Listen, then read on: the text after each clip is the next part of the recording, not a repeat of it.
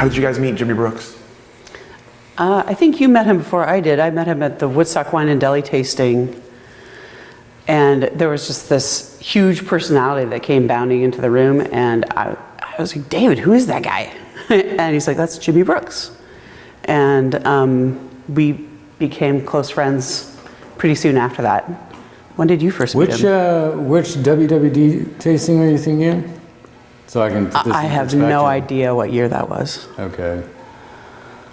So let's see. Willa Kinsey's first vintage was 95, which makes me, I want to say that Jimi was there from the beginning. And I want to say that I met Jimi somewhere in the summer of 95 as, I want to say it was with Sam Tannehill, because there were discussions going on about the building of Willa Kinsey, because it was the same architect that built Willa Kinsey that built not DDO. DDO was DDO because it's Ernie Munch. Ernie Munch, yeah. Yeah, it was the same architect. I think that's true, but I'm not sure. Yeah, it was Ernie Munch. They'd built DDO, and so we were talking.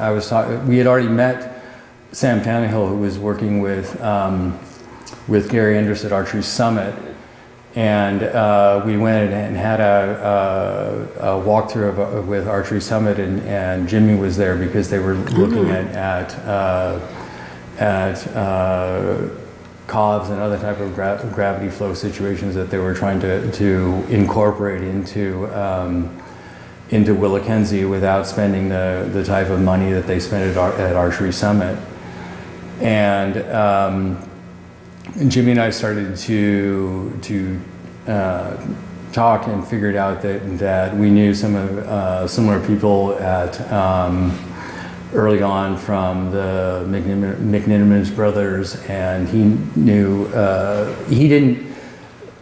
we didn't know the same people, but he and I had been at high school at the same time. He had gone to Sunset, I had gone to Lincoln, and there had been some crossover. I mean, I knew some people at Sunset at the time, and there had been some rivalries there. So we hit it off early on, and then with the challenges, and to date, even talking to the old guard, the Ted Castilles and the David Lutz and the David Adelsheims, 95 still ranks as Oregon's most challenging vintage. It had ripeness levels of 84, and it had disease challenges that hadn't been seen since 77.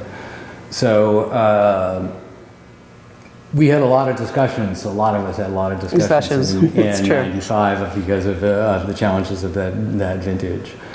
Well, and Jimi lived just like 8 blocks around the corner from here. Not at the time. That was a couple of years later. Is that right? Yeah. Oh, my memory is so foggy from then. And Pascal was just a baby. And yes. Like a baby. And yeah, when they moved into this house, we would often during harvest, because we didn't have kids yet, we would end up over at their house, and they would feed us, and we'd hang out on the lawn with Bojana and Jimi and Paco and have a great time. It was one of those friendships that just kind of locks together really quickly and really naturally, and he always had opinions about everything. If you haven't noticed, we have opinions about everything. So one of the things I valued most about our friendship was that there was no superficiality to it. It was just, you say it, you feel it, you do it. It's all just out there. And it was a really special friendship for all three of us, and Bojana as well. Yeah, and it was, he had just gotten back from being in France and from traveling, and you know, he worked with Laurent so that they could all, and with Bernie so they could all speak French up there.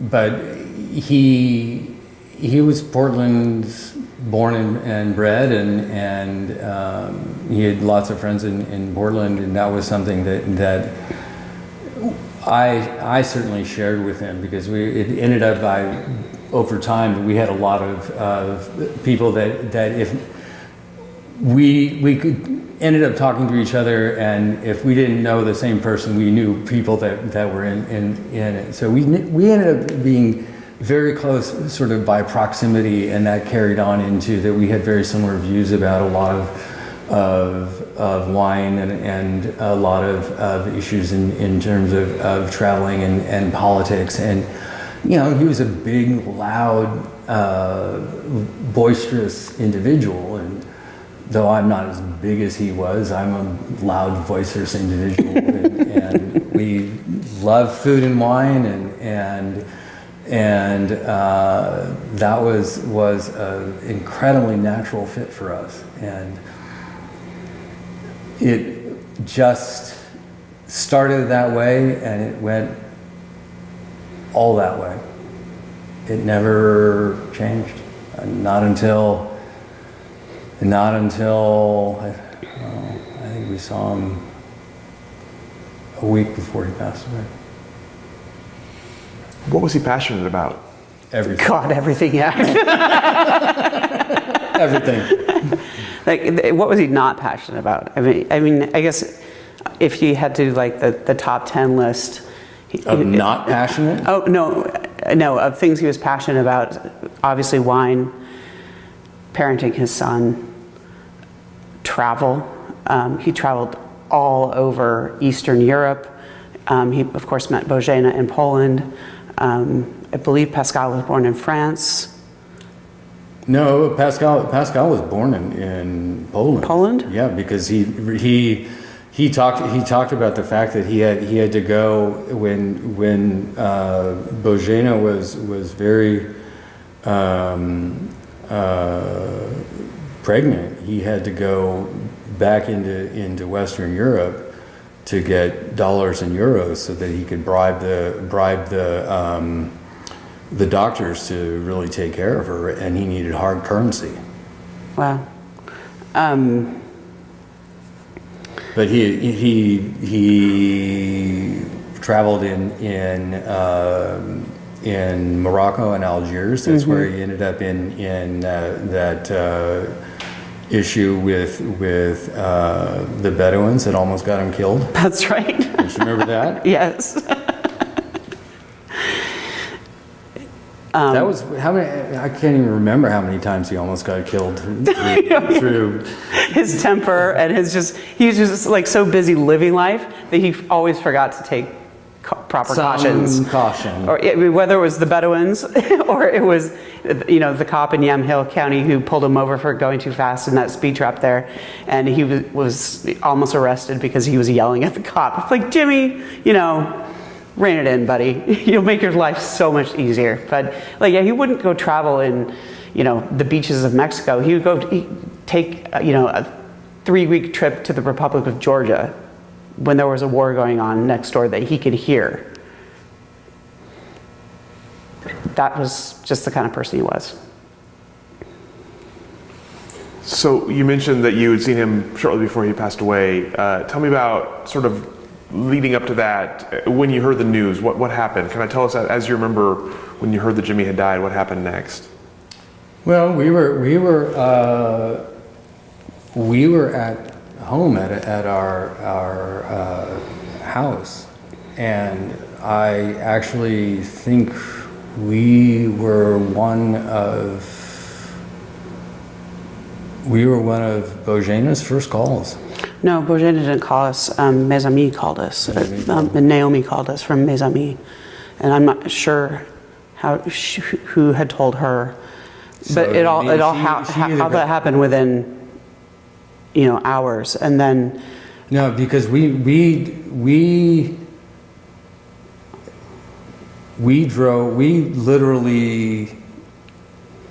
didn't put the kids in the car. We put the kids with someone, and we drove because we met Bożena in Sherwood. And went directly to Bożena's house to tell Paco. Right. So Bojana was already out here and driving back, and I said, it's not safe for you to drive. We're headed out to McMinnville to come and get you. And she said, well, I feel okay, I'll start driving. And so we met up in Sherwood, and then David drove, you must have driven her car. Yep. And then We went straight to Bojana's house. we went straight to Bojana's house because she asked me in the car when we were driving together if I would please be there to. So we went to Bojana's house, and she tried telling him in English, and it didn't really take, so she told him in Polish, and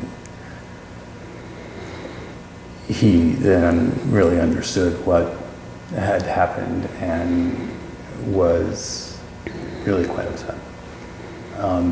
But we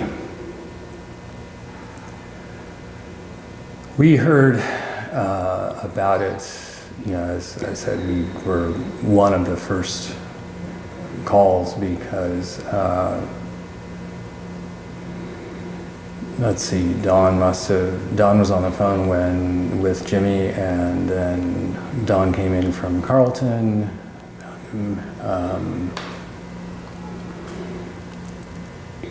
And Bojana was already out there and had been speaking with him that morning, so that would, you know, we must have collected Bojana within 2 hours, 2.5 hours. And then our friend Wayne Van Loon was dating Bojana and living with Bojana and Paco at the time. So he was there as well. Later he came out from work. Later he came home from work.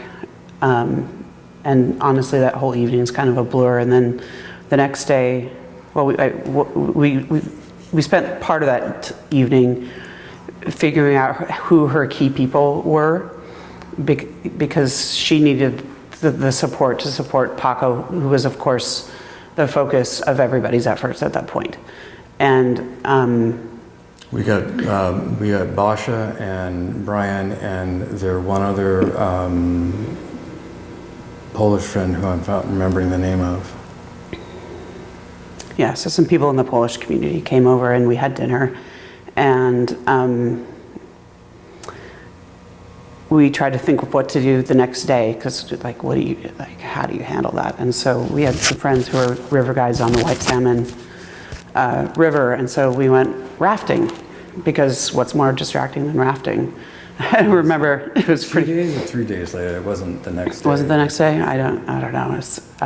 Again, it's all pretty much a blur. What was pretty funny is that, so there was a rafting trip already planned, and so our friend arranged for an extra boat, and the other boats didn't necessarily have the most professional guides. Our friend was the most professional guide, so Paco and I were in that boat thinking, he's got to be kept safe. So who high centers the boat on a rock in the middle of a class 3.5 rapid first? Our boat. So we you kind of rock the boat back and forth until it comes back into the water. When it slipped back into the water, everybody but me fell out of the boat, including the guide, including Paco. And all of a sudden, our friend Brent, who now owns Taqueria Nueve in Portland,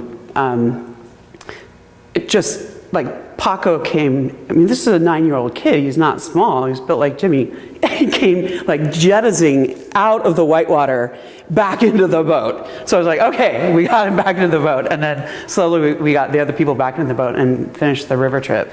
There is no good way of handling those first few days, but we got him distracted. There's a patch of flat water on the river, and he talked a little bit about it. He was able, the first day or two, he was not able to communicate about it at all, but there was a time when he said he was feeling really sad. And 9's a hard age, because you're not young enough to just kind of be oblivious, and you're not old enough to really be able to process it. I know that when my kids turned 9, I would look at them and I'm like, I have no idea how you could handle that. How did you guys become involved in helping with that particular harvest? Well, everybody panicked. We're like, what are we going to do with all this fruit? And Well, you didn't go to that meeting at Sam and Cheryl's, but there was a meeting. I can't remember. Well, that was the first of several meetings. Yeah, but that was the meeting where we basically, I mean, everybody was ready to do whatever. So I want to say that the meeting was the 6th or the 7th, but there was a big meeting at Sam and Cheryl's house here in McMinnville with a lot of people that wanted to help. Sam and Cheryl, but also Christian and Lee of House Spirits. Lee being, one of the people that Jimi and I, by the time we had worked our way into, we knew each other from way back. But Christian at the time was had Anthony King's job. He was the Oh, that's right. Manager of the. I think you're right about that. Yeah. And everybody was willing to do whatever it was going to take. Everybody opened up their wineries. Everybody opened up to do whatever. It took a while to sort of figure out what made the most sense, but people divided up as was the specialties and or capacities that people had. So we ended up taking fruit. Let's see, we took Momtazi. No, what did we take? Did we just take Momtazi? I don't remember. Yeah, All I know is that the bin was right over there, and that every time I punched it down, I cried into it. We had 2 bins of Pinot, and then he was still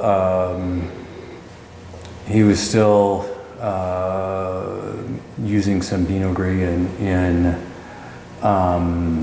in Amicus. So we took some Pinot Gris, and other people took Riesling, other people took Pinot Noir, and we divided things up as some of us made things. Other people who were better, who made Riesling, took Riesling. We had never done it. In fact, our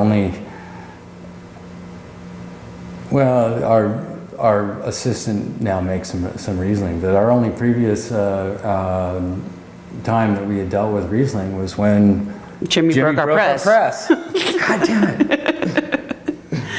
Yeah, I don't know why. I don't know if the press. I wasn't here. You were. Oh, that's right. I was here working late. Jimi working and late. I don't know why he couldn't press off his own Riesling, but we're like, yeah, you can bring it here and press it. But Riesling is notoriously difficult to press, and this press is notoriously skittish about its electrical supply.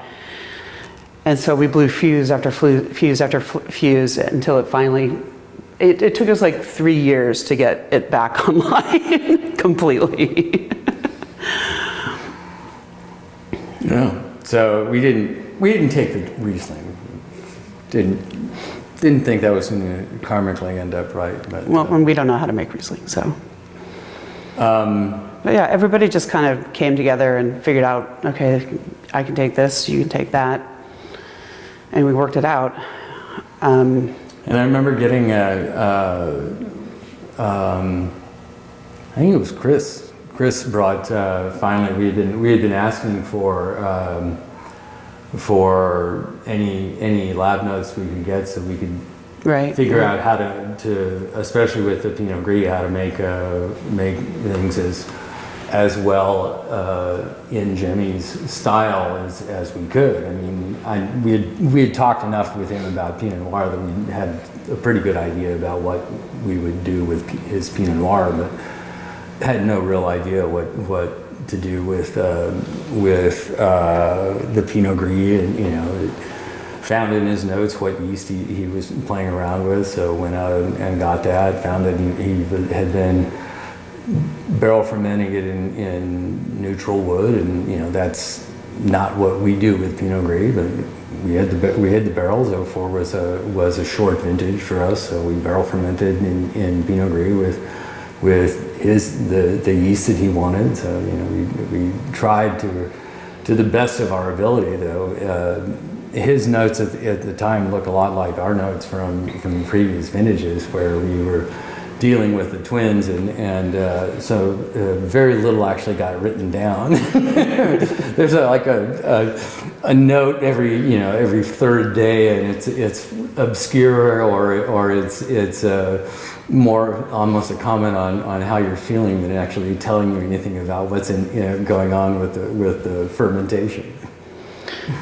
Yeah, and I think for all of us that are involved with that process, when the wine industry loses somebody, and just recently we obviously lost Patty Green, it's both wonderful and super painful because the whole industry grieves so hard. So every time you run into somebody, it brings it all back up again.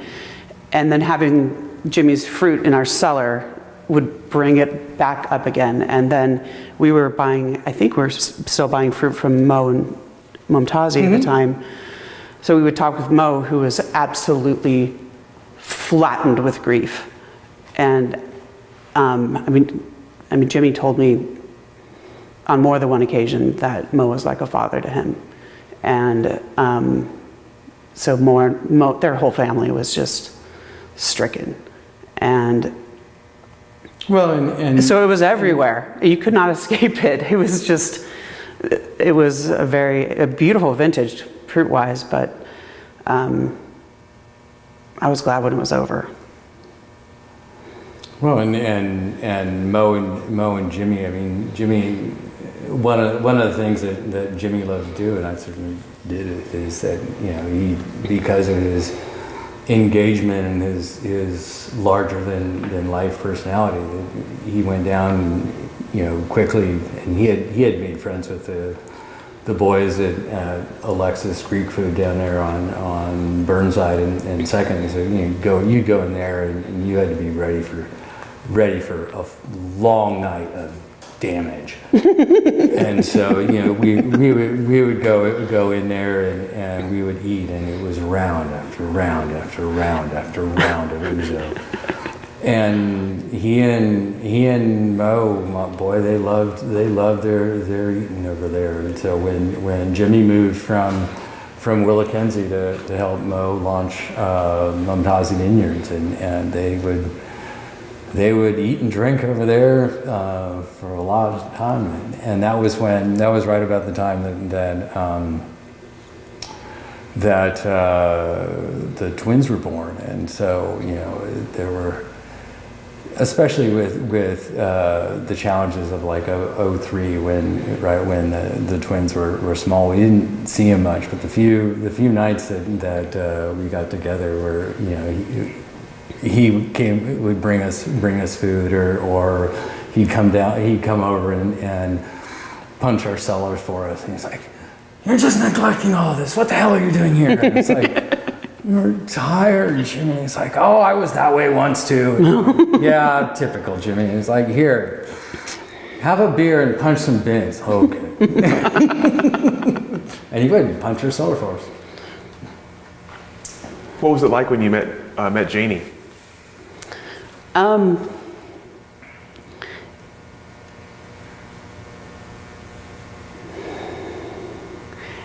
There was so much going on in my head at that time and in my heart that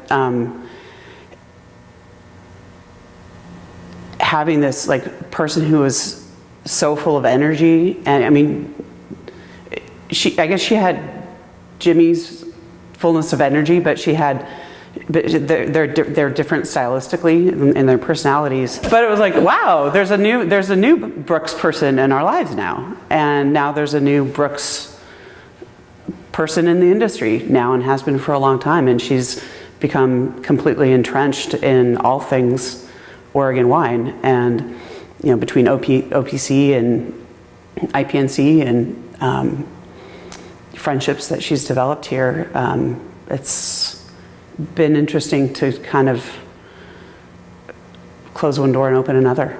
What would you talk about a little bit about the impact that Brooks has had since under Jani's leadership and sort of the changes that it's undergone?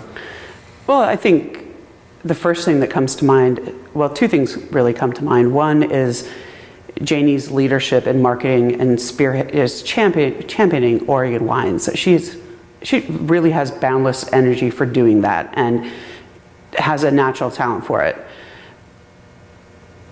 She's everywhere all the time talking about Oregon wine. And then secondly, they have definitely taken on a leadership role with Riesling, and I know that Jimi would be really, really proud of that. Well, and there are people who have continued to make Riesling. The first person that comes to mind in this is Rob Stewart, that credit Jimi with being one of the very beginnings to the revival of Riesling in Oregon, because of his re-examining the premises for what people were doing with Riesling and re-examining the ideas behind where people started planting Riesling in the 70s because you planted everything you thought you could get ripe in a cool climate. And then people started to make Riesling mostly in a sweet style because everybody's trying to make some sweet wines, and that's what people expected in the 80s for Riesling to be sweet. And along comes Jimi, who's like, well, we can make dry Rieslings as long as they have good acidity, and you can then balance that with some RS. Right. And people won't know that there's RS in there. They'll still perceive these as dry wines. Right. And that was revolutionary at the time. I mean, I think we only have one bottle of well, we might have two. We might have one of his 98s and one of his 99s. I know we have at least one of his 99s still in our cellar. I'm sure it will die there because we'll never be able to find a time or something appropriate to open it. But the idea was that you could make these wines and you could make them in classic styles, but you could make them with this little perceptual hook. And that was a revolution for Oregon.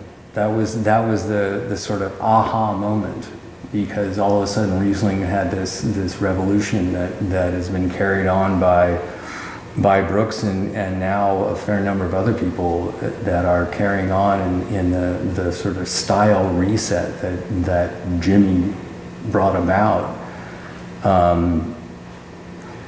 And I think that is absolutely something that Jani has carried forward that Jimi started.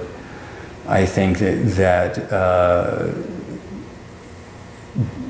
Jani has carried forward with Jimi's vision of biodynamics. One of the sort of ongoing riggings that Jimi and I had was over biodynamics. I have a deep respect for a lot of things in biodynamics. I can't bring myself to tie it into whether or not Mars is in retrograde. And Jimi shared a lot of skepticism about the astrological aspects of biodynamics. And he and I saw eye to eye on a lot of things in that department. So from that standpoint, again, I think Jani's done a very, very true to vision of what Jimi was trying to do. I guess I would say Jimi was probably not quite the empire builder that Janie is.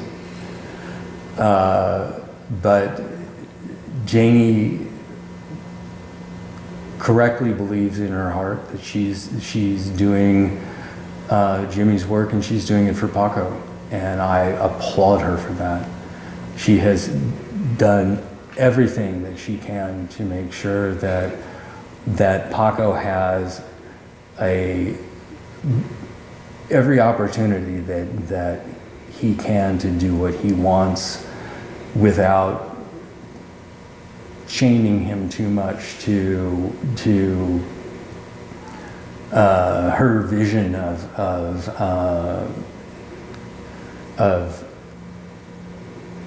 his life.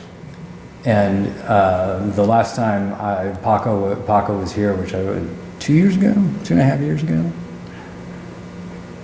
I think so. For Salmon Bake. That was the last time I saw him. Oh, this year? No. I was it talking was a couple in the winery.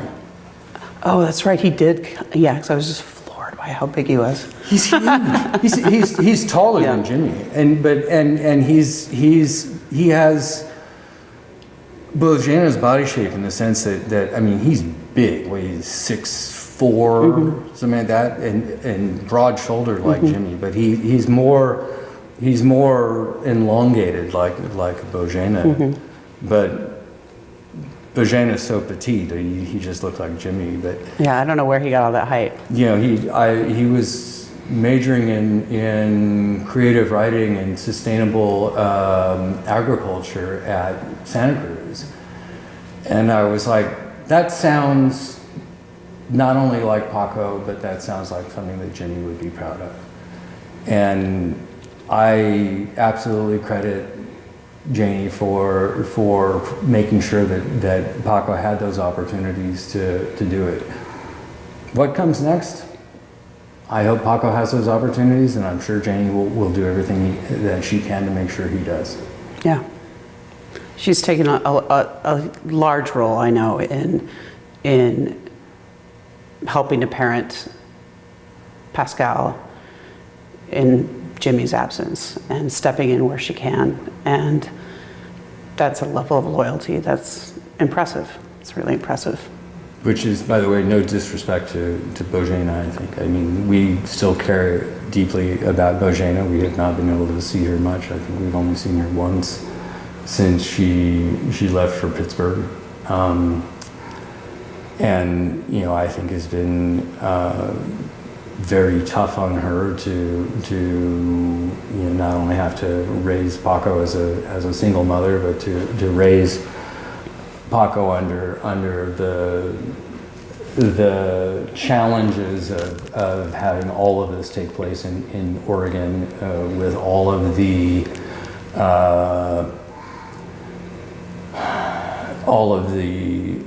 celebration and attention surrounding Brooks and so forth and so on. And I credit Janie to being very supportive of Bojana and concomitantly supportive of Paco. Did you think Brooks Winery would still be here in 2018? Yes, because the community. Yeah. I really figured somebody somehow would make it forward. And yeah, if it wasn't Janie, it would have been The community. Lee or Christian. It would have been Sam or Cheryl. It would have been any number of people would have found a way to make it happen. Because when there were 12 of us sitting around that table trying to figure out what to do immediately, there was also a very clear notion that the immediately was being done with a vision to carry forward, even if nobody knew what that vision was at the time. What's your favorite memory of Jimi? Honestly? Oh gosh. that I can say on camera. You'll have to work hard to top the one that Jim Prosser shared on camera. So I think my very favorite one, certainly one I quote the most, is he walked in here. I think it was either in '95 or '96, one of the rainy vintage. We weren't here in '95, so. I'm sorry, '96 or it must have been '97 then. Well, I'll bet it was '97. And he walks in, and we had a lot of reduction in the cellar, which smells. I was hoping you'd go here. Like, if you could say rotten eggs. He said diapers because he had. No, he did. That's not what he said. No. He walked in the door and he goes, "What the hell are you doing here? This place smells like ass." Which I was telling you earlier in his book that, in his lab book, there weren't a lot of comments, but every so often you'd run across and it's like, smells like ass. For me, smells like ass. I think my favorite memory of Jimi is that he loved to joke, but he wasn't always very good at taking one. And so one of the things that he liked to make frequently was risotto, because you could whip it up while you wandered around the kitchen. And I actually have picked this up from him. You could wander around the kitchen and find anything to throw in it while you were in. You could clean out your vegetable drawer or whatever. But of course, you really do need arboreal rice to do it. And so one time he was out, and so he sent me to the store. And so this was early on, I think I actually was borrowing your cell phone. And so just to get under his skin, I was wandering around Safeway, and I kept calling him and saying, what was that rice? And he was just getting hotter and hotter and hotter. And if there's one thing about Jimi, is that he really could blow his top. And a wonderful guy he is, but he turned bright red, and it's just he would just go volcanic. And so by the time that I got home, I had just gotten some regular white rice, and I said, "Jimi, I'm terribly sorry. I looked all over the store. This is all they had," and he just exploded. I sat back there and I was just grinning, and he was going awesome about all these things, and he was like, "God damn it, David, I told you 5 flies, and for you." And I was just sitting there grinning at him, and finally he was just bouncing around the kitchen. Finally he turned and looked at me, and I was sitting there grinning at him, and he was like, "You got it, didn't you?" Yep. So yeah, that's probably one of my favorites. Is that he, as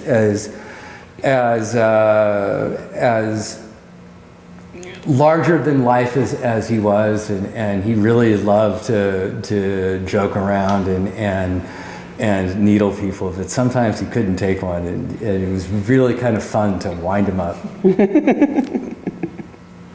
What about a favorite memory of Jimi and Pascal together? Oh, that's easy for me. When our twins were babies, Jimi brought Paco over they both wanted to meet them. And so Paco was either 8.5 or 9 then. And he was playing peekaboo, not knowing that newborns have no idea what you're doing. And so Jimi captured a shot of Paco playing peekaboo with our infant sons, and it's so adorable. And the fact that Jimi took such delight in our children was so touching to me, and Paco too, apparently.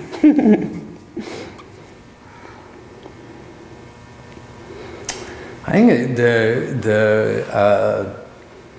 my favorite one was just we were over at dinner. This would have been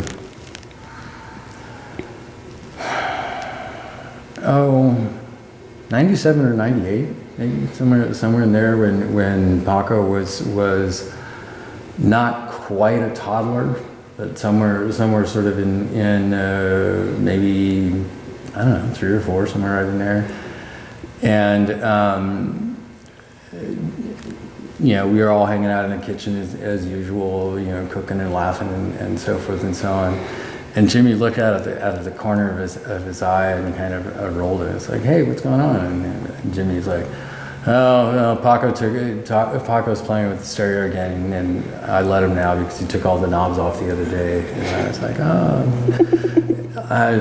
I can see that, you know, and this relates to the fact that, like, we have in photographs of the twins, and we can age them in the photographs based upon how many wine boxes the stereo was stacked on, because I remember Jimi telling me this. So like, when the kids got to the point they were this, we put another wine box, and they were this, and then we put another wine box, and at 3 wine boxes, you know, that was sort of like the limit for how and so then we made different arrangements with the stereo. These are like the wooden lay down boxes. Yeah. So Jimmy's looking, and finally, Jimi goes over and corrals Paco and sort of lovingly tells him what must have been part of the previous conversation about the knobs, and, you know, sort of cradles him in that bear hug of a way that he was capable of doing for almost anybody, because he's just such a big guy. And hauls him into the kitchen, carrying him on his shoulder, because he cared so deeply about Paco, and he was like, you know, I've lost this battle already, you know, but it's separated him so I don't have to look over my shoulder, and I'll just distract him some other way, and, you know, he'll sit on my shoulder while I cook, or I'll leave him on his shoulder. And it was one of those sort of parenting moments, and I think that was one of my favorite moments with Paco. And Jimi. Yeah, well, that was the nature of the question. Yeah. Why do you think the Jimi Brooks story resonates with so many people? I think it's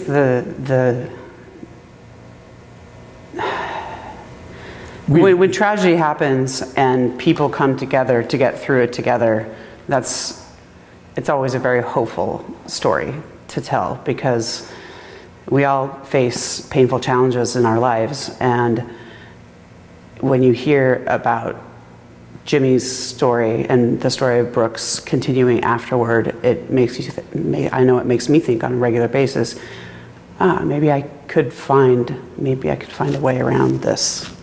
And, you know, as bad as it hurt when Jimi died, we all are still here. You're interviewing all of us. We're all still here. And that means a lot to me, and I think it means a lot to everybody who hears the story. I think certainly there's an entire generation in this industry that says that could be me. Yeah. You know, we're all about the same age. We all came into the industry in the early to mid 90s.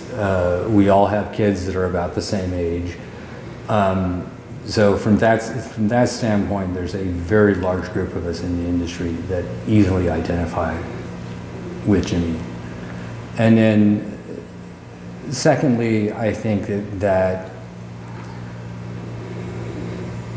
Jimi had so many characteristics of his passion for what he was doing and his ability to communicate that, and had contacts all over the country that he developed, both when he was marketing for Willikenzie and when he was marketing for Brooks. That And Mumtazi. He didn't do much of Martin. that. He worked for Mo 02, 03, and, you know, not a lot of 04. Yeah. So and he spent so much of that Time in the vineyard. in the vineyard, and because that was right when Mo was starting to do biodynamics. I mean, he did not do much marketing for Mo at all. So that from that standpoint, there were just so many people in the industry that were touched by him, that it's a story that resonates, because there's an entire generation that could say that could have been me. Well, and the very important spin-off of that is that any of us could have been Dawn, because Jimi and Dawn, as I'm sure you've already heard, were queued up to spend the rest of their lives together, and that all just went away in an instant.